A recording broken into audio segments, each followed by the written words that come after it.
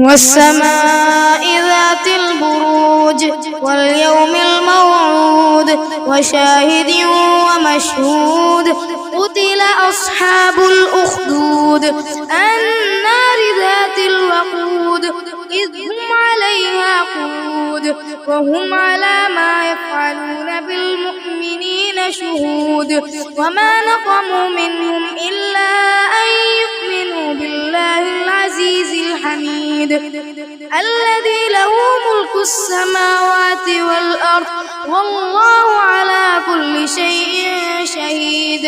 إن الذين فتنوا المؤمنين والمؤمنات ثم لم يتوبوا فلهم عذاب جهنم ولهم عذاب الحريق إن الذين آمنوا وعملوا الصالحات لهم جنات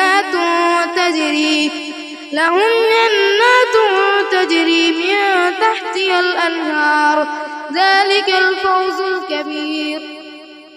إن بطش ربك لشديد إنه هو يبدئ ويعيد وهو الغفور الودود ذو العرش المجيد فعال لما يريد هل أتاك حديث الجنود فرعون وثمود بل الذين كفروا في تكذيب والله من ورائهم محيط بل هو قرآن مجيد في لوح محفوظ.